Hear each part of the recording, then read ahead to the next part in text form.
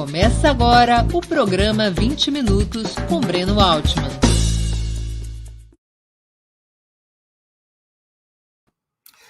Bom dia! Hoje é 19 de julho de 2021, 42º aniversário da Revolução Sandinista. Está começando mais uma edição do programa 20 Minutos. Nosso convidado é Edmilson Costa, jornalista, economista e secretário-geral do Partido Comunista Brasileiro. Com essa entrevista, damos seguimento a uma série de encontros que terão continuidade nas próximas semanas com representantes de partidos extraparlamentares que, por hora, não têm representação parlamentar, para melhor conhecê-los e as suas orientações políticas. Antes de começar a conversa, gostaria de pedir que façam uma assinatura solidária de Opera Mundi em nosso site ou se tornem membros pagantes de nosso canal no YouTube. A imprensa independente precisa da tua ajuda para se sustentar e se desenvolver. Também peço que curtam e compartilhem esse vídeo, além de ativarem o sininho do canal. São ações que ampliam nossa audiência e nossa receita publicitária. Nossos espectadores também poderão fazer perguntas ao convidado nas áreas de bate-papo das plataformas. Quem as fizer, peço que contribuam, se puderem, com o Superchat ou Super Sticker no canal de Opera Mundi no YouTube. Bom dia, Edmilson. Muito obrigado por aceitar nosso convite. Uma honra ter sua presença no 20 Minutos. Bom dia, Breno. Bom dia a todos os que estão assistindo essa entrevista pelo Opera Mundi. Também é uma grande satisfação estar aqui compartilhando com vocês essa nossa entrevista. Edmilson, o PCB vem de uma longa história, desde 1922. Os documentos do partido falam que, a partir de 1992, houve um processo de reconstrução revolucionária do PCB. Você poderia explicar esse conceito e o que ocorreu nesses últimos quase 30 anos? Muito bem. Como todos nós conhecemos, o partido viveu na década de 80 uma crise muito grande. E essa crise se agravou com a crise dos países do leste e, particularmente, com a queda da União Soviética. Nesse período, surgiu um processo de degeneração, não só orgânica, como ideológica no interior do partido.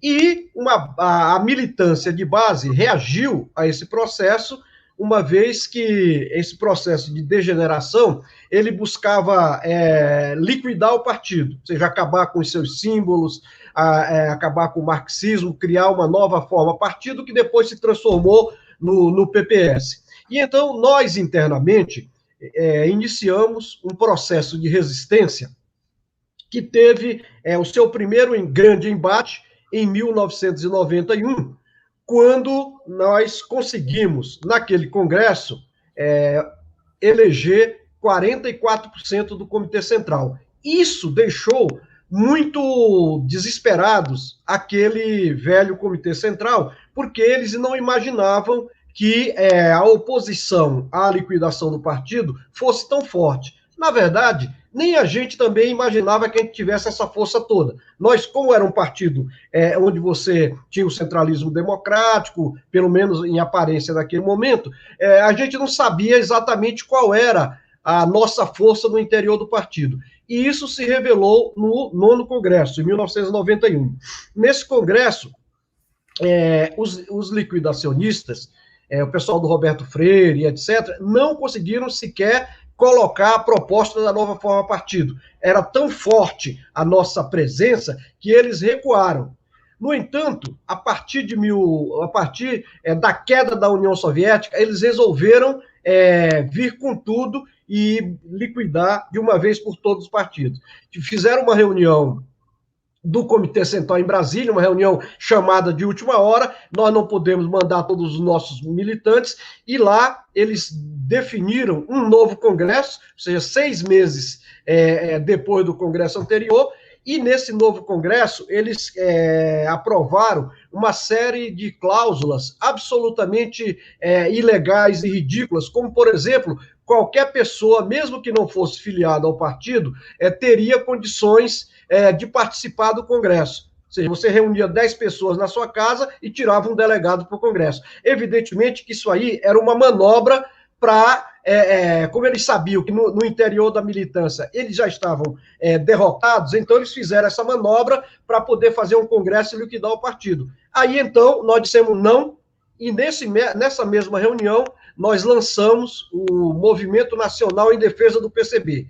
E, a partir daí, você passou a ter 2 partidos dentro de um partido só. Um partido que queria manter a tradição revolucionária e a história do PCB, e um outro que queria dar adeus ao proletariado e buscar uma outra opção, que terminou sendo essa coisa esdrúxula, que foi o PPS, que agora acho que é Cidadania, e que se transformou num instrumento da direita, num instrumento do que há de pior do neoliberalismo. Bom, e aí então nós decidimos, no Movimento Nacional de Defesa do PCB, organizar uma conferência de reorganização do partido, nos mesmos dias e na mesma cidade em que fosse realizar o congresso deles. E assim nós fizemos. Então, enquanto eles fizeram o congresso aqui no Colégio Roosevelt, aqui no Teatro Zácaro, nós fizemos a nossa conferência no Colégio Roosevelt, que é a cerca de 1 quilômetro desse local.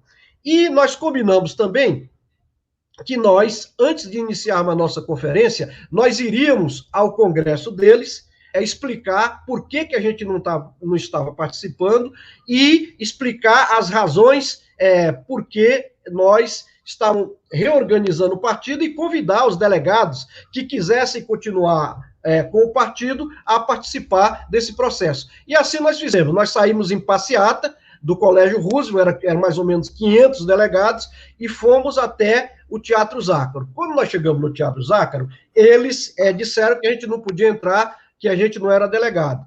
Nós dissemos para ele, eu lembro que eu falei para os caras que estavam lá na porta, eles contrataram, inclusive, seguranças privadas, a Fonseca Gangues, para ficar na porta do Congresso, e nós dissemos para ele, olha esse pessoal aí, e olha a raiva que eles estão nesse processo, e vejam se a gente não tem condição de entrar. Vocês têm 2 opções, ou vocês deixam a gente entrar de boa, ou então nós vamos entrar de qualquer jeito.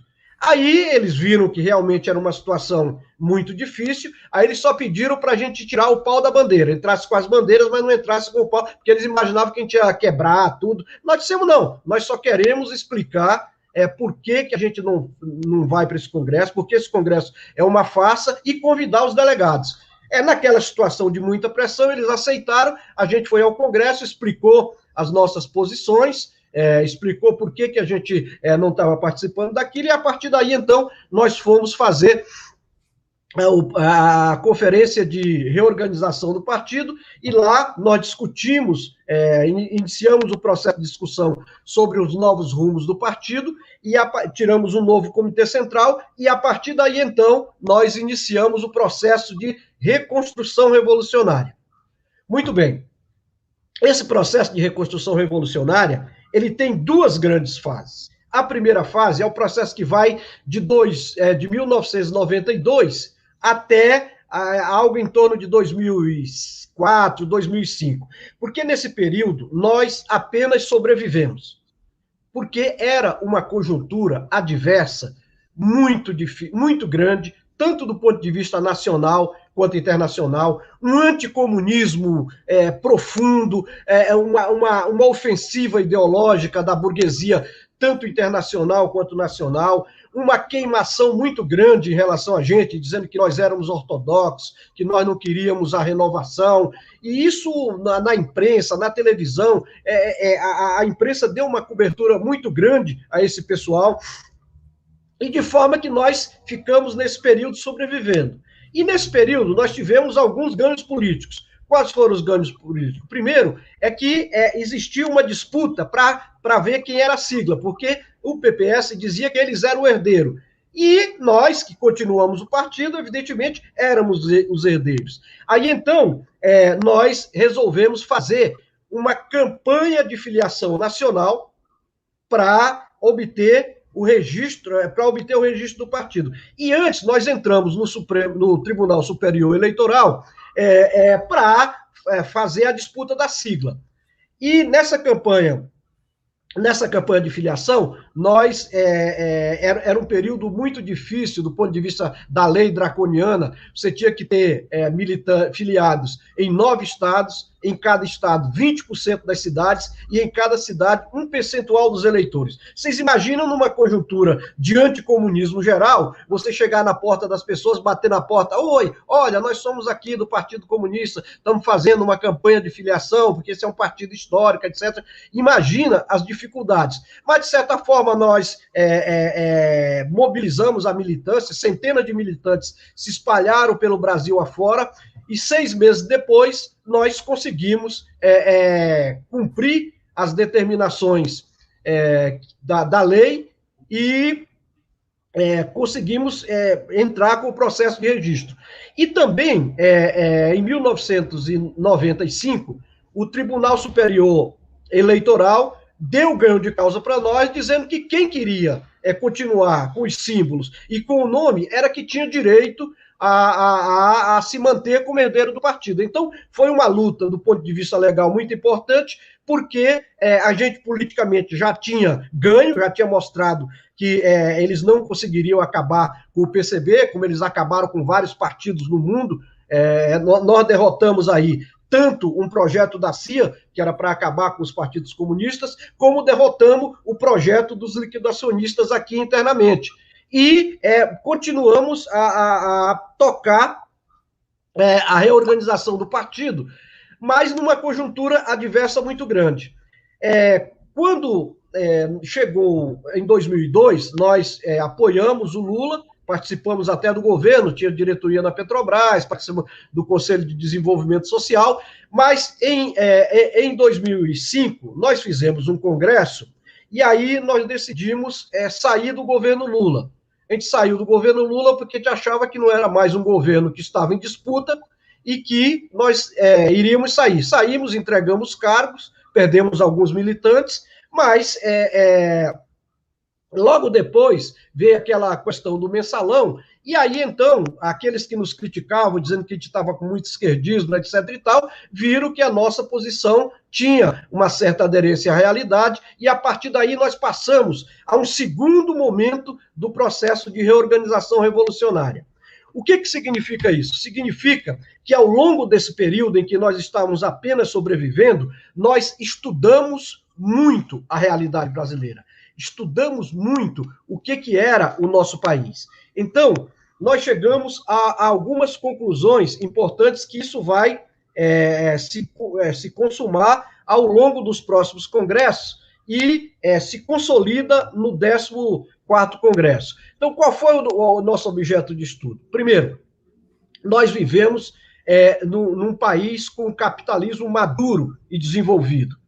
E o Brasil tem todas as condições materiais para construir uma sociedade socialista desenvolvida e próspera.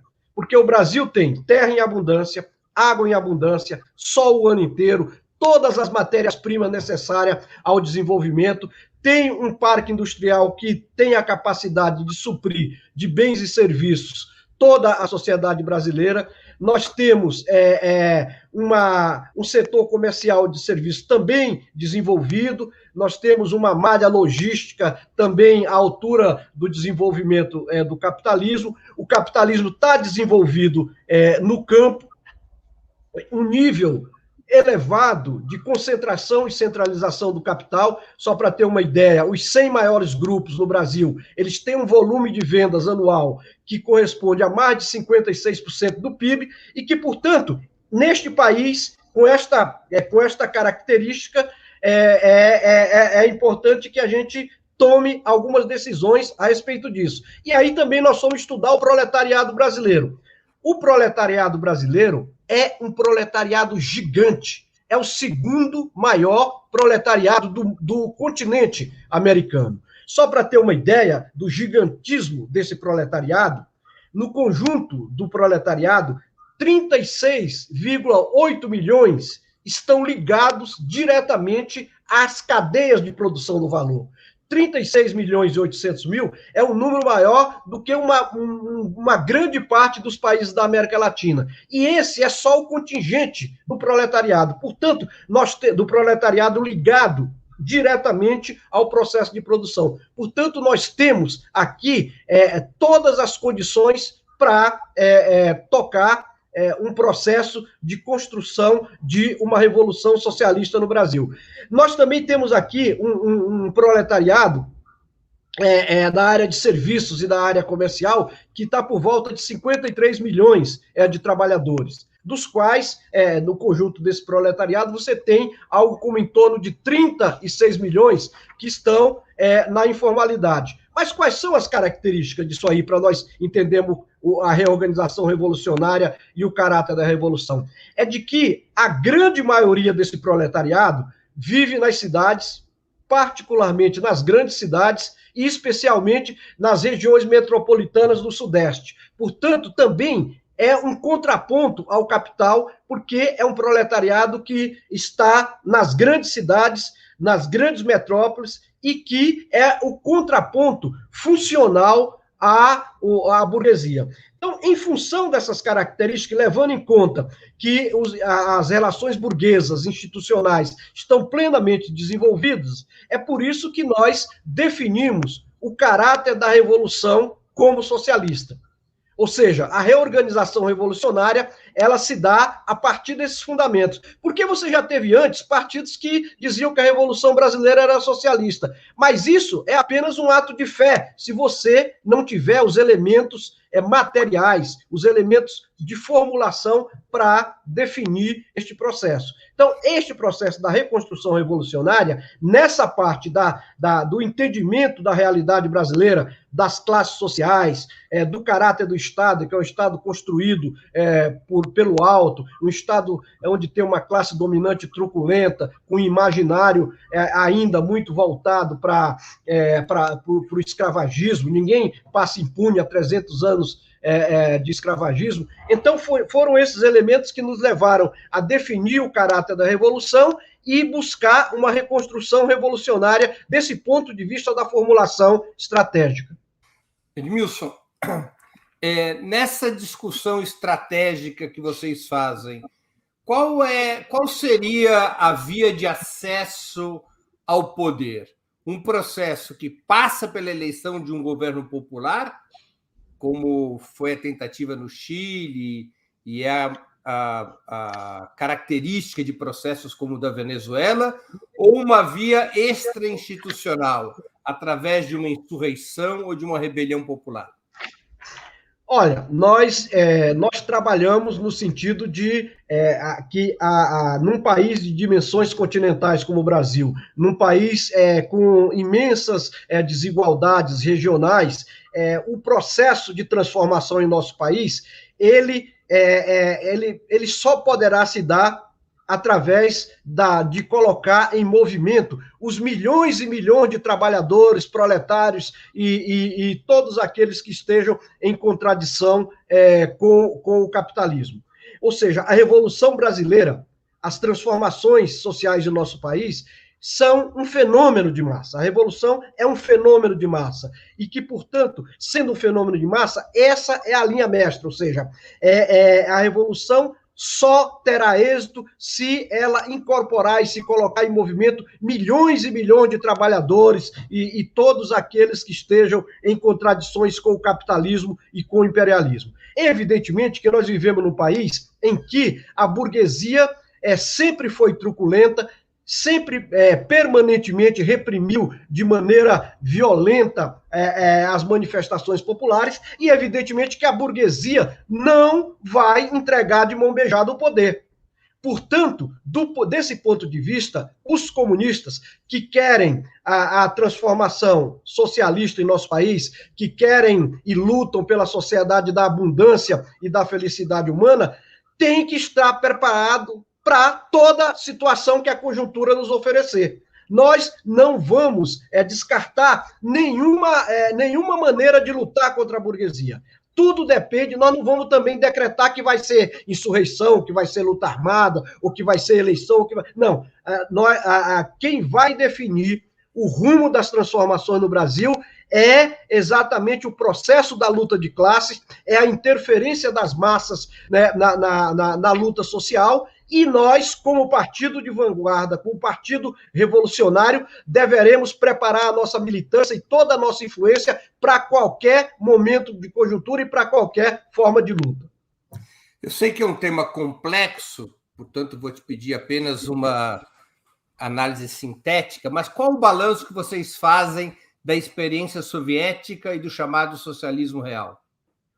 Olha, nós, em termos sintéticos, foi um balanço globalmente positivo. Evidentemente que foram as primeiras experiências do socialismo, você tem erros, você tem acerto, mas globalmente foi positivo e a humanidade tem uma dívida muito grande com a União Soviética, particularmente, que nos salvou do nazismo, com o Exército Vermelho, que nos salvou do nazismo. Vocês imaginem se o Hitler tivesse ganho a guerra, tivesse destruído a União Soviética, qual seria o futuro da humanidade?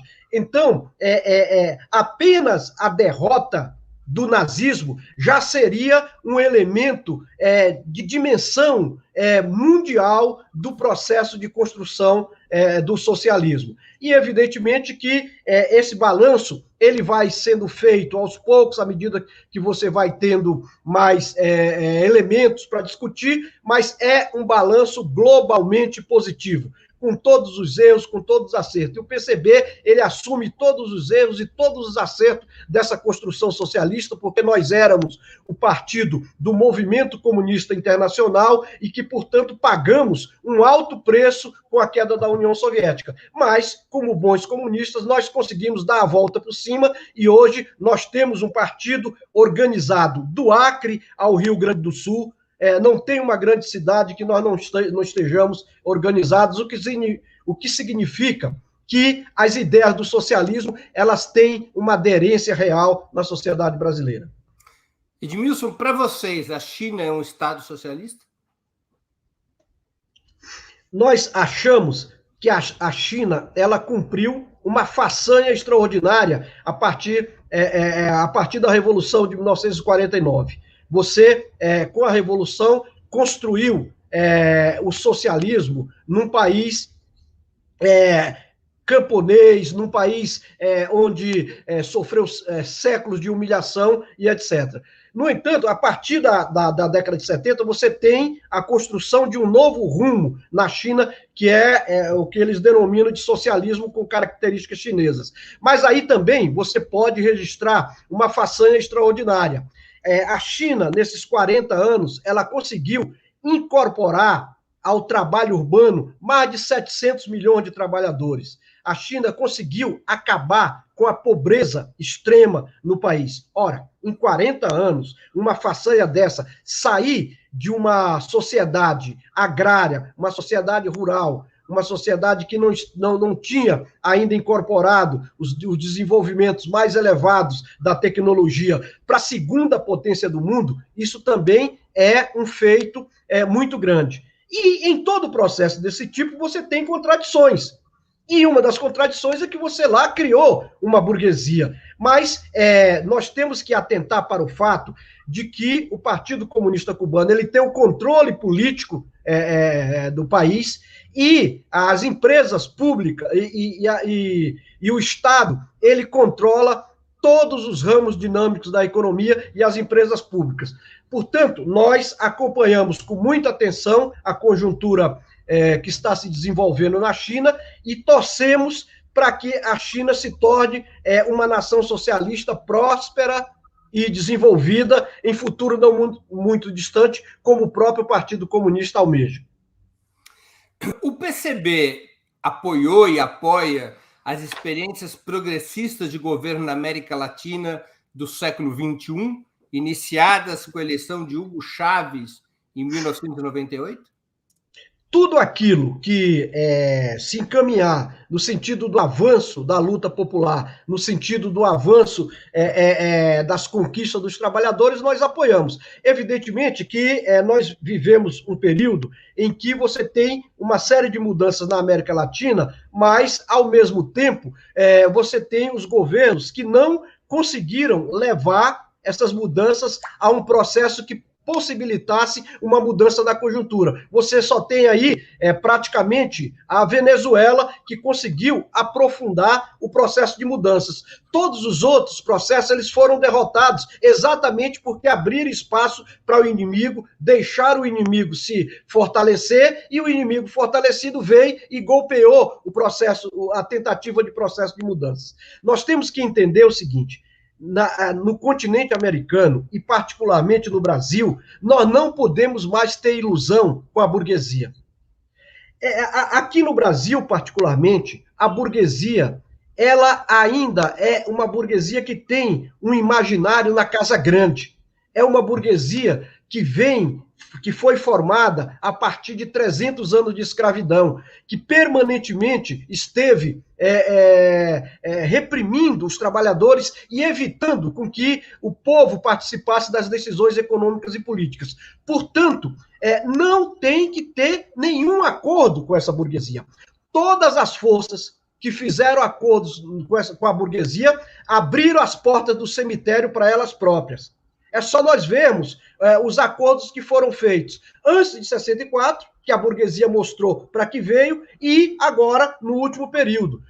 Acordo com a burguesia na América Latina significa que a burguesia vai utilizar esse acordo para se fortalecer ainda mais e golpear qualquer processo de mudança.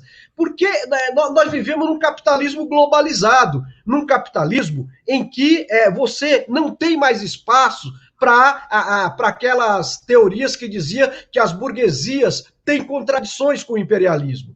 Aqui, no nosso caso particular, para a gente ser mais concreto, qual é a contradição que a burguesia brasileira tem com o capitalismo? Praticamente nenhuma. A burguesia aqui no Brasil, ela já nasceu umbilicalmente ligada ao capital internacional. Quando nós fizemos o plano de metas para falar de um momento definitivo da industrialização, a burguesia já foi formada no entorno dos eixos mais dinâmicos da economia, a indústria automobilística, a indústria química, a indústria farmacêutica. E essa burguesia se criou e se desenvolveu nesse processo, muito embora o Estado passasse a ter uma presença muito grande com empresas públicas. Quando veio a década de 90, que o conjunto das privatizações, que praticamente erodiu todo o setor estatal da economia, o poder dessa burguesia praticamente se desapareceu. Então, o que nós temos é uma burguesia umbilicalmente ligada ao capital internacional e que tem os trabalhadores como seu principal inimigo, né, em nosso país. E assim é a burguesia dos outros países, muito embora cada país tenha as suas características nacionais e que os partidos comunistas eles têm todas as condições de, a partir das suas realidades nacionais, verificar qual a melhor estratégia. Mas não ter ilusão com a burguesia. A burguesia do Brasil, da América Latina, a burguesia da Europa, toda ela quer continuar que os seus interesses prevaleçam na conjuntura. É esse o elemento central, que, portanto, nós vemos as experiências que ocorreram como uma tentativa que não pôde progredir exatamente pelas debilidades desse governo em enfrentar a questão central, que é buscar as transformações no país de acordo com, tendo como base o movimento social e o movimento popular. O PCB, como você mesmo já se referiu, apoiou a candidatura de Lula em 2002 e participou do governo até 2004. Mas rompeu com a administração petista logo em seguida, passando à oposição. Qual a razão dessa decisão?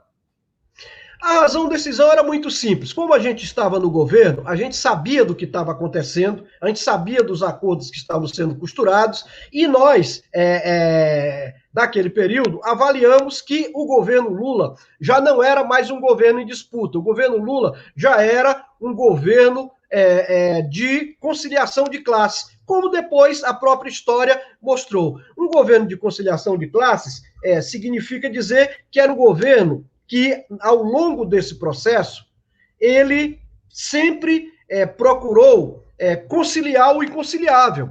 Porque num país com as desigualdades sociais no Brasil, se você não fizer reformas profundas, mesmo na área institucional, você não tem condições de avançar.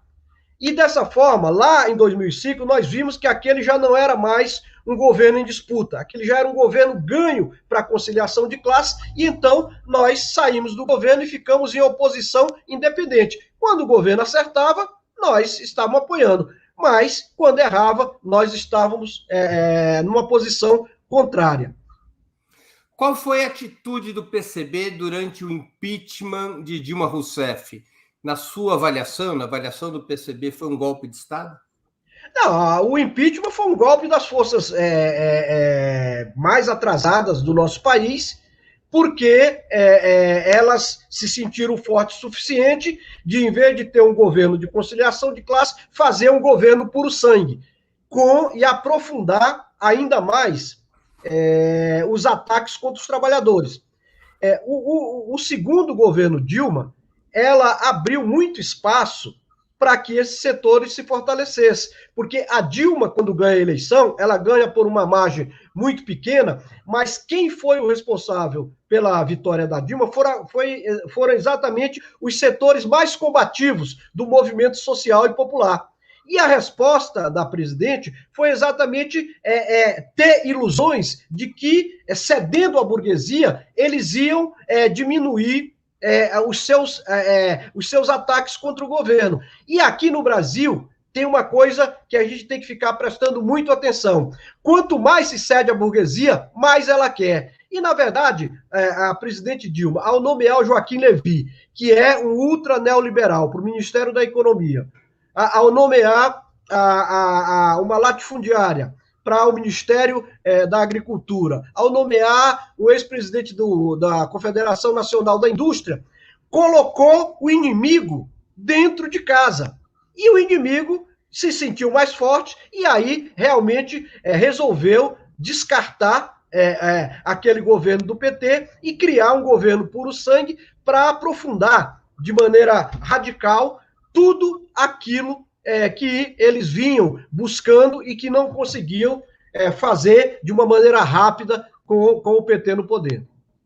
Vocês participaram do movimento contra o impeachment, contra o golpe? Sim, não, nós participamos, nós temos várias notas contra o impeachment, porque o impeachment, na verdade, era um golpe, nós dizíamos claramente, a burguesia buscando um governo puro sangue para aprofundar os ataques aos trabalhadores. E foi exatamente o que aconteceu. O governo Temer aprofundou os ataques aos trabalhadores, fez a reforma trabalhista, precarizou o trabalho, privatizou uma série de empresas estatais, e o Bolsonaro vem aprofundando ainda mais esse processo, ou seja, o golpe continua em curso. Só que agora as forças populares já retomam a iniciativa e começam a buscar influir de maneira mais efetiva na luta social. Qual é a avaliação do PCB sobre a Operação Lava Jato e as condenações contra o ex-presidente Lula? Olha, agora todos nós já sabemos que a Operação Lava Jato ela tinha como objetivo principal não combater a corrupção, porque a corrupção sempre foi um instrumento imanente no sistema capitalista.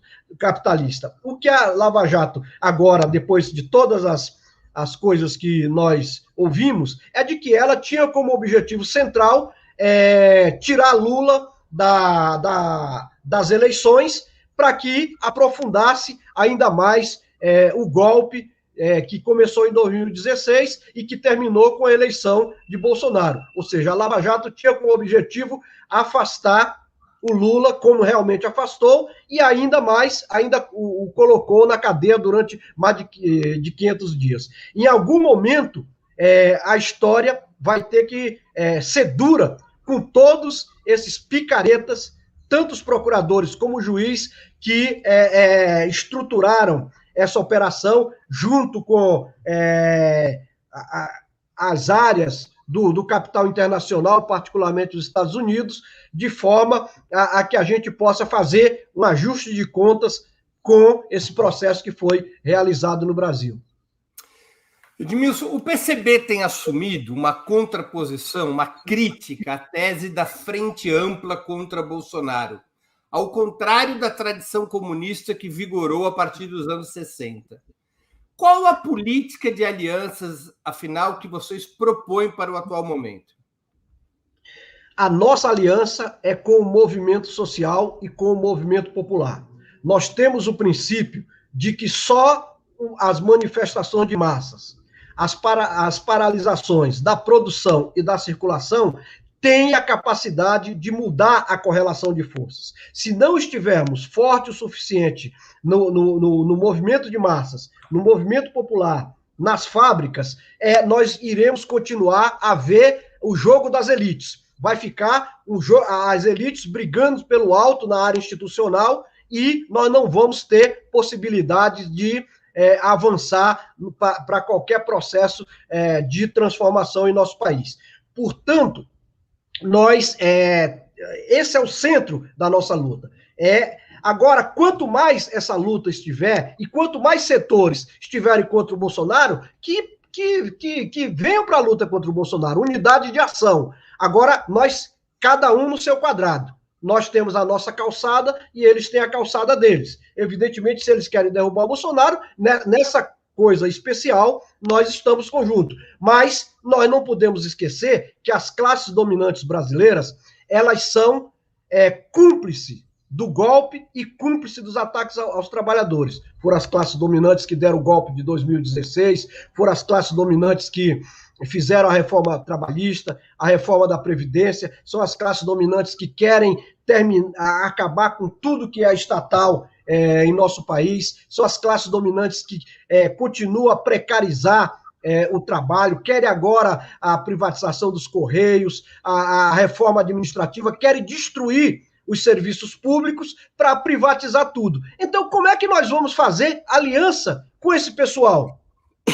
Quem dorme com o inimigo tem a possibilidade de acordar morto no outro dia. Então, nós temos absoluta confiança de que a mudança de correlação de forças ela tem que ter a sua coluna vertebral nas massas populares e no movimento social. E é essa coluna vertebral que terá a capacidade de coesionar uma ampla unidade de ação para derrubar Bolsonaro antes de 2022.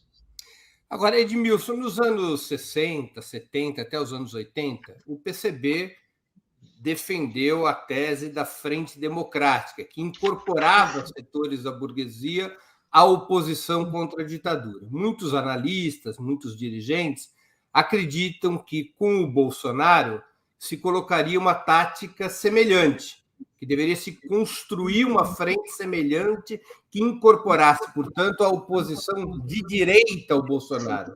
O que difere no momento atual? Você fez uma crítica à ideia de trazer para a mesma frente esses setores da oposição de direita daquele momento dos anos 60 e 70. Ou o PCB estava errado naquele momento e agora acerta?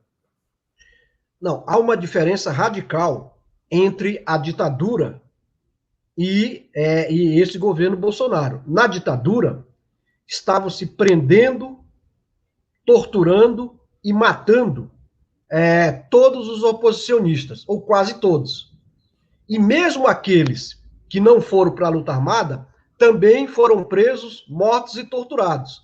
Então, a tática da Frente Democrática naquele período, numa ditadura militar fascista, era inteiramente correta. Nós não estamos agora numa ditadura militar fascista. Nós temos um governo que flerta com o fascismo, tem forças fascistas no seu interior, mas é muito diferente. Até porque, se eu estou dando essa entrevista aqui, eu não poderia dar no período da ditadura. Então, são coisas inteiramente diferentes. Então, a tática da Frente Democrática até 1978 era uma tática muito correta. No entanto, qual foi o erro do PCB? É de que quando emergiu o movimento operário e popular a partir da greve da Scania em 1978, aí você tinha que mudar de tática, porque aí o proletariado já tinha entrado em cena, em movimento, com milhões de trabalhadores em luta, em greve, numa disputa muito forte com a ditadura. Então, aí você tinha que mudar de tática. A tática foi correta até um determinado momento, e a partir daí você muda de tática. Porque a tática, ela é um instrumento para você atuar de acordo com a conjuntura. A cada momento que a conjuntura vai mudando, você também muda de tática. Então, por o PCB não ter mudado de tática naquele período, por ter permanecido com as alianças com a burguesia, por não ter se incorporado efetivamente à luta popular, e nós tínhamos ainda naquele tempo um grande peso no movimento operário e no movimento popular. Só você lembrar que o Arnaldo Gonçalves era presidente dos sindicatos metalúrgicos de Santos, você dirigia grandes sindicatos pelo Brasil afora, então era a hora de se incorporar à luta popular. Ao não fazermos isso, e ao nos aliarmos com os setores mais atrasados do sindicalismo, nós fomos perdendo espaço, porque também existia uma orientação incorreta da direção que voltou que voltou do exílio, que ela achava que a luta popular ela podia fazer com que a ditadura radicalizasse, e com isso nós voltássemos ao período de 1900, da primeira metade da década de 70 da repressão. E aí, então, o PCB perdeu a oportunidade histórica de se incorporar a esse processo, e a história teria sido outra se ele tivesse tomado essa posição. Eu poderia contar 2 fatos aqui para mostrar como o PCB tinha uma política correta naquele período. O PCB, no final da década de 60, ele construiu uma política chamada Construir o Partido nas Grandes Empresas. E aí, então, ele centrou a sua política de construção no ABC. E o companheiro, que era o principal responsável por essa política, chamava Lúcio Belantani, com o qual eu fui amigo até os últimos dias, conversei muito com ele, e ele me contou muito. Eu estou fazendo até um livro sobre o PCB na clandestinidade, então eu já acabei esse capítulo sobre a organização do partido nas grandes empresas, e agora eu estou fazendo sobre a organização do partido na juventude, naquela época, e ele me falou o seguinte: olha, nós conseguimos no início da década de 70, organizar o partido nas principais empresas do ABC. E, infelizmente, no final de 1972, quando teve uma comemoração na Volkswagen de um milhão de carros fabricados, eles fizeram um panfleto, eles eram muito organizados, fizeram um panfleto, organizado em praticamente todas as seções da Volkswagen, e fizeram um panfleto que, enquanto o Médici estava falando, o panfleto estava correndo nas esteiras. E isso alertou a repressão de que tinha organização ali. O Lúcio me contou que nós tínhamos uma organização nas principais empresas do ABC. E logo depois, no final de 1972, um companheiro caiu e abriu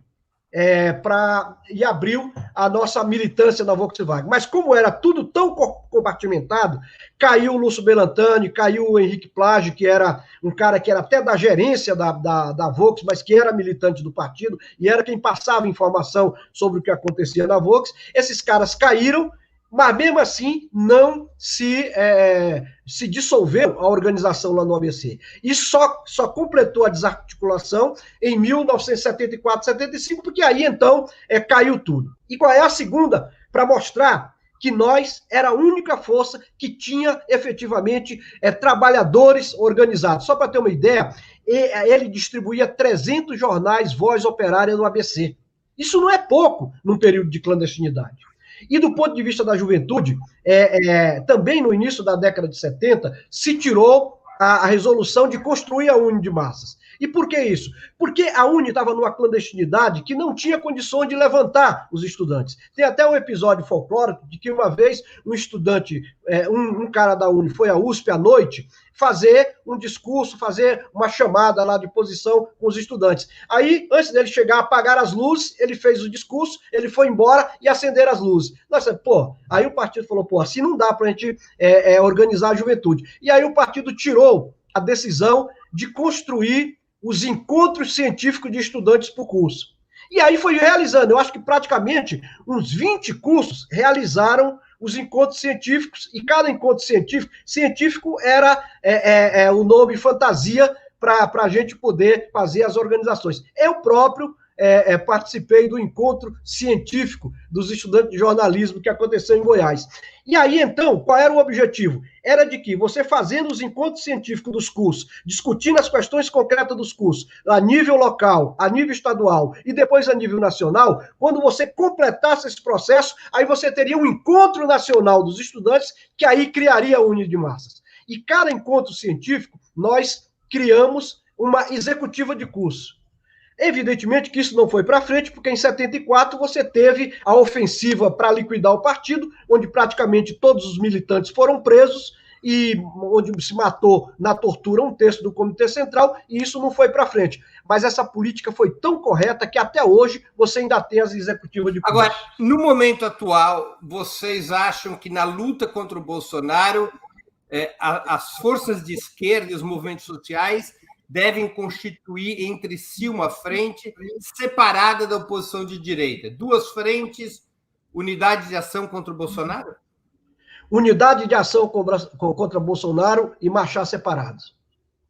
E no âmbito da esquerda, constituir uma frente política das forças uma frente social e política. Por que uma frente política? Parece só um acordo com os partidos de esquerda. É uma frente social e política. Ou seja, uma frente que envolva o movimento social, seja sindicatos, organizações, o movimento popular, ocupações, etc., o movimento no campo e o movimento sindical. Essa frente social, junto com os partidos políticos, é que é a coluna vertebral para catalisar todas as insatisfações da unidade de ação contra o Bolsonaro.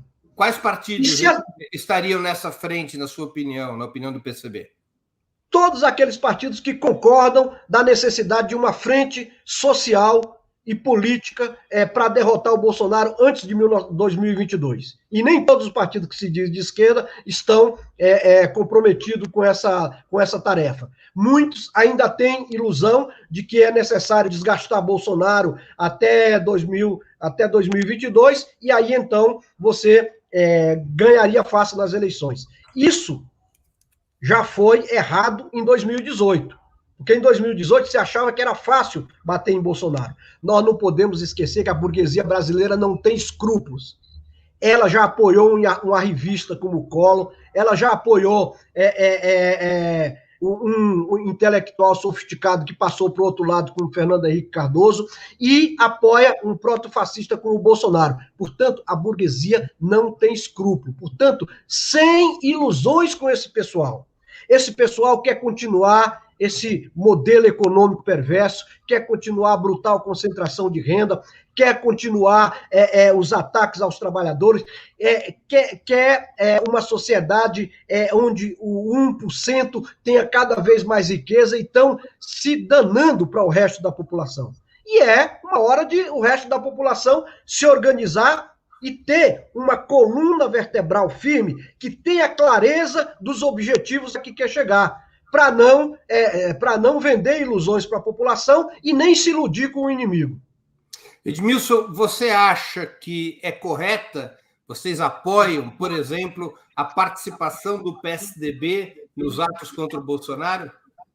Olha, todos aqueles que quiserem participar dos atos, desde que não venham querer, a partir dessa participação, mudar a nossa pauta, são bem-vindos. Nós não temos nenhum problema com quem queira participar dos atos. Agora, participar de acordo com a linha geral. Na linha geral, nós temos um fenômeno nessas manifestações que é muito diferente do fenômeno de 2013, porque essas manifestações elas estão organizadas e dirigidas pelo movimento social e popular e os partidos de esquerda.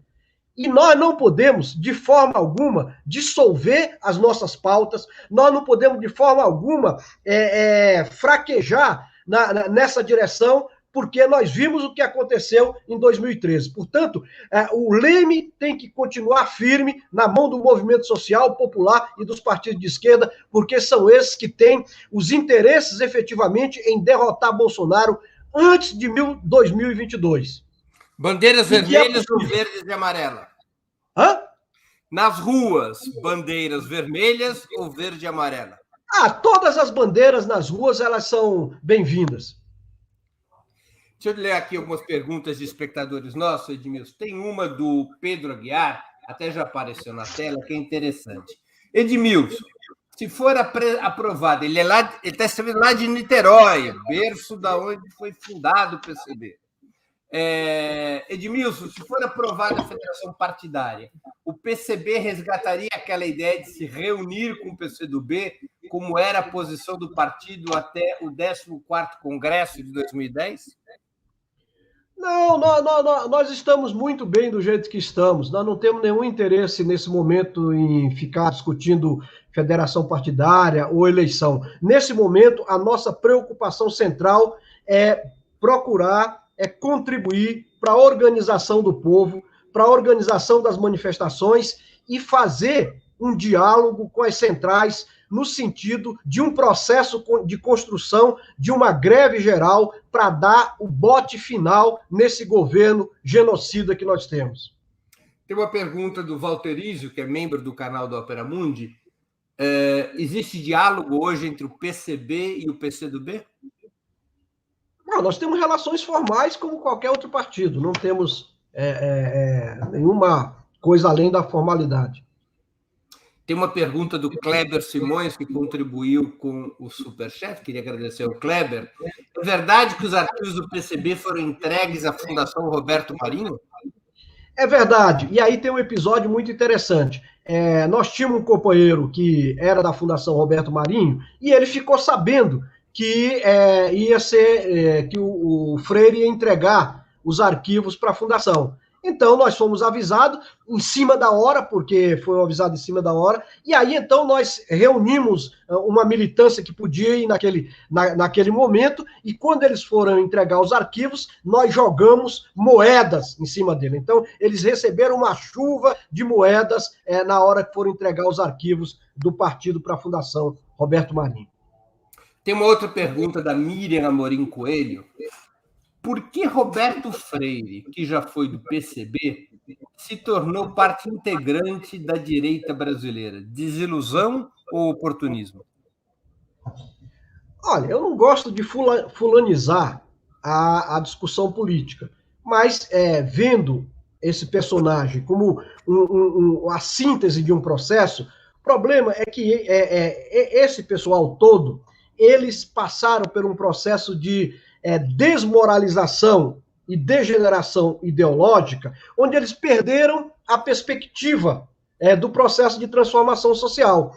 E quando você perde a perspectiva do processo de transformação social e passa para o outro lado, você se torna um inimigo, para quem ficou do lado de cá, pior do que aqueles que sempre foram do lado de lá. Porque esse pessoal, ele passa a querer ser mais realista que o rei. Eles passam a querer ser mais inimigos do que os próprios inimigos. E é isso que aconteceu com esse pessoal, que hoje foi relegado ao lixo da história, em qualquer perspectiva que você vê, tanto do ponto de vista eleitoral, quanto do ponto de vista revolucionário, quanto do ponto de vista ideológico. Não contam mais. Isso é um problema que a história já fechou. Edmilson, você um pouco já citou o tema, eu vou querer reforçá-lo pela importância que tem. No dia 24 de julho, agora, vamos para a 4ª Jornada Nacional de Mobilização contra o Bolsonaro. A primeira foi 29 de maio, depois 19 de junho, depois 3 de julho, agora 24 de julho.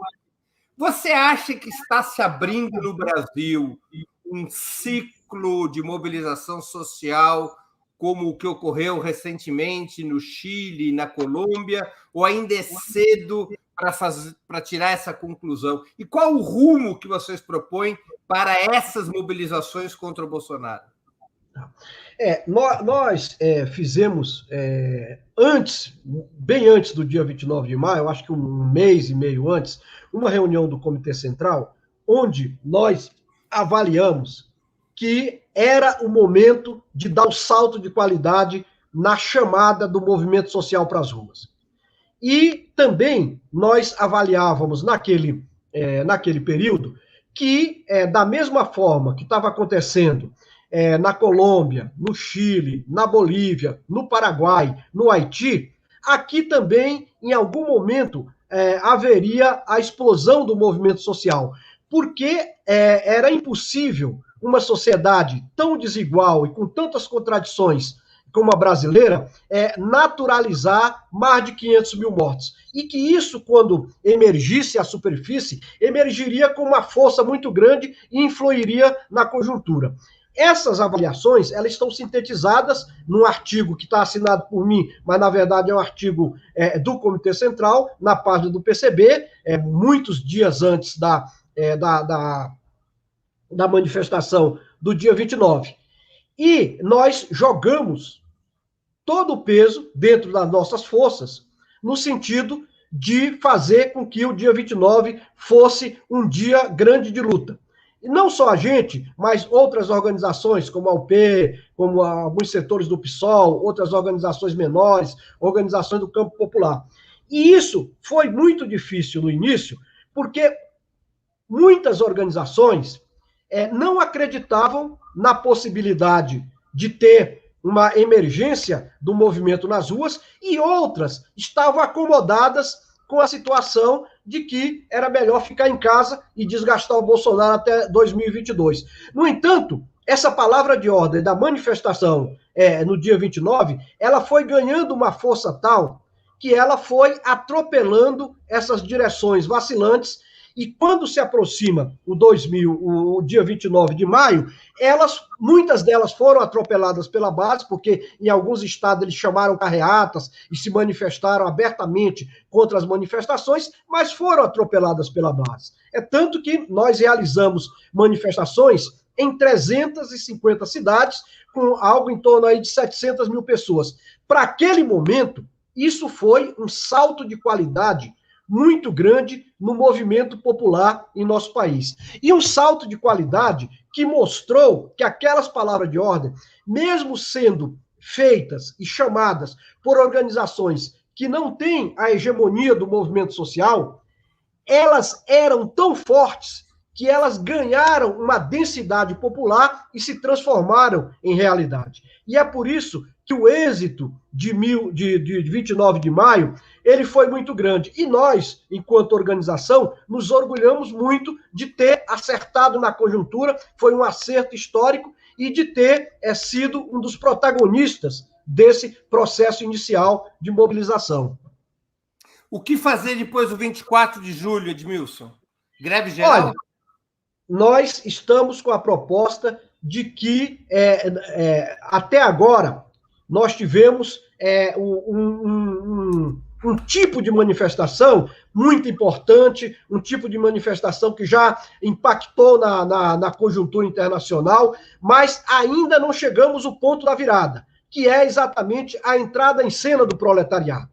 Então, para que a gente possa dar a virada, para que a gente possa criar um contraponto social e popular a esse governo genocida, é fundamental a entrada em cena do proletariado. E a entrada em cena do proletariado, ele se dá a partir da construção de uma greve geral. Porque até agora, a burguesia, que tem contradições pontuais com Bolsonaro, ela, no geral, todos eles estão unidos contra os trabalhadores. E que ele não sentiu ainda no bolso esse processo que já está acontecendo nas ruas. E é necessário que eles sintam no bolso e que eles, a partir daí, então, sintam que o movimento popular é forte e que esse movimento popular, ele tenha força suficiente para criar uma onda popular e social para derrotar esse governo. Porque até agora as classes dominantes também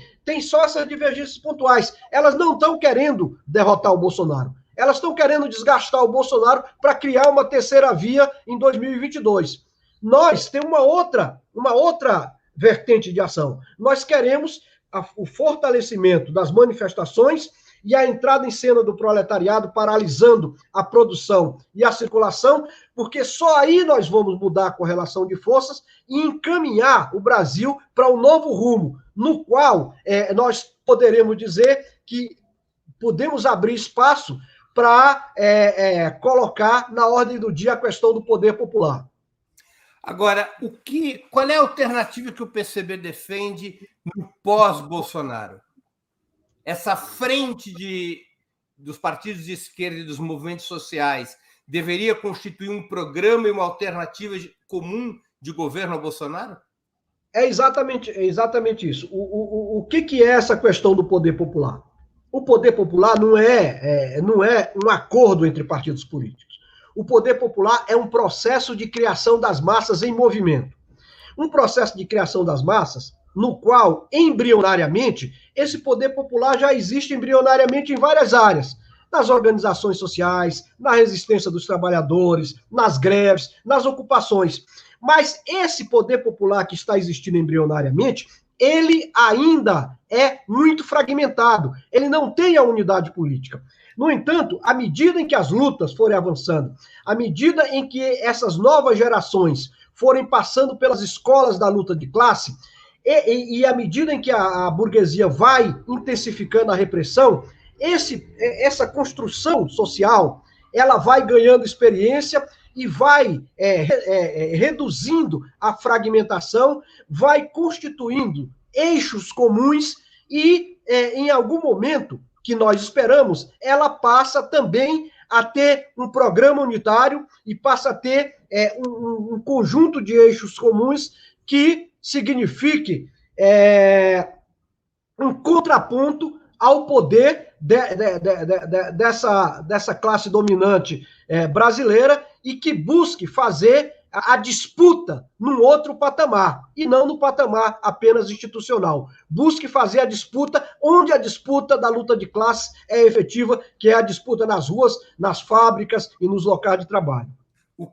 Qual é o papel nessa estratégia das eleições presidenciais de 2022, ou, caso seja possível, e ela venha a ocorrer antes? Qual o papel das eleições presidenciais? Olha, nós não discutimos essas questões das eleições ainda.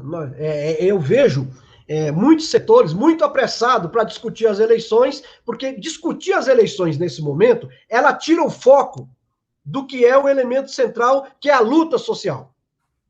Portanto, nós não discutimos ainda, nós temos um ano, quase um ano e meio ainda das eleições, muita água. Se o Bolsonaro viesse a cair, se fosse bem sucedido o movimento para derrubar Bolsonaro, o PCB não defenderia a antecipação das eleições presidenciais? Olha, nós não discutimos ainda o que fazer nesse negócio, nessa questão. Mas a nossa palavra de ordem é fora Bolsonaro-Mourão.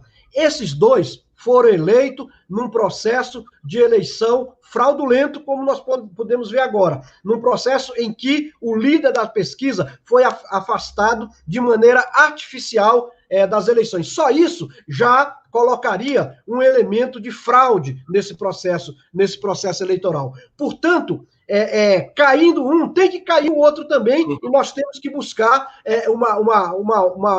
um processo de discussão para ver como que nós vamos fazer nesse período entre a queda dele e um outro processo que pode acontecer em nosso país. Pode ser uma Assembleia Constituinte, uma eleição, uma nova eleição, mas o elemento central é que, se não tiver força embaixo, a espinha dorsal do movimento social organizada, a burguesia vai continuar fazendo o pacto das elites como ela sempre fez.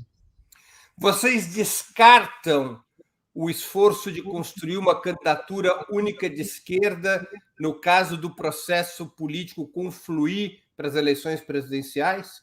Vocês descartam a hipótese, por exemplo, de apoiar o Lula desde o primeiro turno de uma eleição presidencial?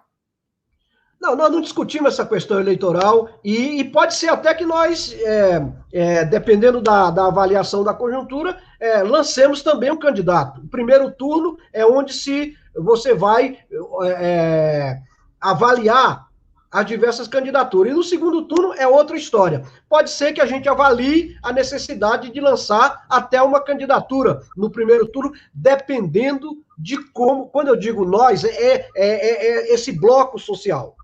Lançar uma candidatura tudo depende de como vai evoluir a situação social e política em nosso país. Nós estamos vivendo uma conjuntura veloz, uma conjuntura em que as coisas acontecem de maneira muito rápida. E então, tudo que a gente pode prever tem que ser no muito curto prazo, porque no longo prazo, o nosso objetivo, eu já falei, o nosso objetivo é construir uma sociedade onde o processo de transformação social esteja na ordem do dia. Agora, do ponto de vista político, nós temos aí, muita água ainda vai rolar até outubro de 2022. Então, nós ainda não definimos uma posição sobre essa questão eleitoral, porque nós estamos focados na questão da busca da construção dessa espinha dorsal no movimento social e popular, junto com os partidos de esquerda. Os partidos de esquerda que você inclui nessa frente político-social, você conseguiria nominá-los para que a gente possa ter uma ideia? Nominar nunca é bom, porque você fulaniza um pouco as eleições. Nós temos como instrumento de formulação a formação da frente anticapitalista e antiimperialista. Todos os setores que estiverem de acordo em de que nós temos que realizar as transformações no Brasil, nós temos que nos contrapor ao imperialismo, todos cabem dentro dessa frente. Todos cabem dentro dessa frente. E é por isso que nós definimos uma frente social e política, porque isso não vai nominar, porque você tem contradições entre os partidos dependendo de cada região. Então, a frente social e política, ela tem uma abrangência política muito mais forte do que você fazer uma frente de cúpula de partidos políticos. Na sua opinião, na opinião do PCB, o PT e Lula estariam dentro dessa frente anti-imperialista e anticapitalista? Depende concretamente das propostas que eles vão defender no processo de luta que nós estamos vivendo. Se eles defenderem propostas para mudar a situação do país, se defenderem propostas para se contrapor ao imperialismo, tudo bem. Se não defenderem, paciência. Edmilson, num eventual governo de esquerda, dessa frente político-social que o PCB propõe, quais seriam as medidas fundamentais do programa dessa frente no caso de ser governo? Bom, um programa de uma frente não é uma coisa que você faz de antemão. O programa de uma frente é uma coisa que vai sendo discutido ao longo do processo de construção dessa frente, e ele só pode ser concluído quando essa frente chegar ao momento em que ela tem unidade política, unidade de ação e unidade programática. Dessa forma, o que nós podemos dizer do ponto de vista genérico é que nós temos que construir um novo modelo de sociedade diferente da sociedade que nós estamos vivendo. Um novo modelo de sociedade onde os interesses populares estejam acima dos interesses das classes dominantes. Onde os interesses populares sejam o norteador de toda a política econômica. E nós nunca tivemos efetivamente isso aqui no Brasil. As tentativas que foram feitas nisso aí, elas duraram muito pouco. Como foi a tentativa das reformas de base, etc. e tal. Então, esse momento que nós vamos constituir um programa. Mas, de antemão, nós já temos que dizer que construir um novo país, um novo rumo para o país, na perspectiva dos interesses populares. Edmilson, a gente está aqui chegando ao fim dessa entrevista, muito interessante. Eu queria te fazer duas perguntas que eu sempre faço aos nossos convidados. A primeira é: qual livro você leu ou está lendo durante a pandemia e gostaria de sugerir aos nossos espectadores? A segunda: qual filme ou série assistiu ou está assistindo e poderia indicar a quem nos acompanha? Eu não quero parecer soberbo, mas eu estou fazendo um estudo, estou fazendo 2 estudos. Eu sempre faço um estudo, ao mesmo tempo eu faço o outro ali paralelamente, para não ficar uma coisa cansativa. Eu estou fazendo um estudo sobre a questão do meio ambiente. Ou seja, qual a contribuição do marxismo para o meio ambiente. E eu acabei de ler A Ecologia de Marx, do John Foster, e li também, e estou lendo, não terminei ainda, o Ecossocialismo de Karl Marx, do Koei Sato. Então, nessa área do meio ambiente, e uma série de outros ensaios que eu estou lendo via internet. E também, eu estou com uma preocupação sobre a questão do dinheiro inconversível. Porque nós estamos vendo aí os países imperialistas rodando a maquininha, imprimindo dinheiro à vontade. Então, eu comecei a estudar a questão do dinheiro. Eu estudei ali aquele capítulo do Marx, do dinheiro, estudei os Grundrisse, o capítulo do dinheiro, e acabei de ler a teoria do dinheiro em Marx, do Rubin, do Isaac Rubin. E já li agora duas teses sobre a questão do dinheiro. Uma é da Leda Paulani, se eu não me engano, de um outro que é uma dissertação de mestrado. Então, esses são os dois temas que eu estou estudando agora, até para ter. Eu sou uma pessoa que sempre estou escrevendo sobre temas teóricos e tal, até para ter um embasamento melhor, em algum momento poder fazer algum ensaio sobre isso. Sobre filme, eu vejo filme quase todo dia na televisão, mas para recomendar, eu recomendaria o Parasitas e o Bacurau. Parasita, aquele filme coreano, né? Isso, e o Bacurau. Parasita e Bacurau. Agora, série eu quase não vejo. Entendi. Séries, às vezes, a gente começa a ver e para, né? Porque é muito longo. Minha companheira que vê muito série. Eu vejo os pedaços de vez em quando.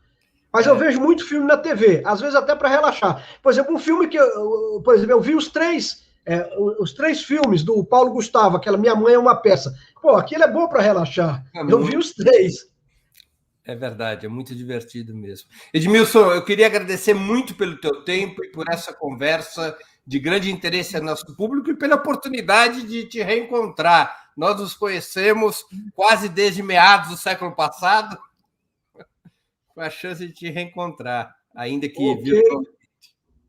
Ok, Bruno, eu também agradeço muito a oportunidade de discutir esses temas com você e com todos os ouvintes que estão assistindo essa entrevista. Eu acho que a Opera Mundi ela é um canal que tem uma importância muito grande, que merece ser apoiado por todos, e espero que ela continue sempre com esse debate amplo, democrático, porque só assim a gente tem condições de afunilar as nossas compreensões da realidade. A realidade brasileira ela é muito complexa e não é para amadores. É isso aí. Obrigado, então, pela oportunidade que você deu aos nossos espectadores, às nossas espectadoras e a mim mesmo. Grande abraço. Encerramos, assim, mais uma edição do programa 20 Minutos. Voltaremos a nos ver amanhã, 20 de julho, às 11 horas, amanhã, terça-feira, 20 de julho, às 11 horas, com o programa 20 Minutos História.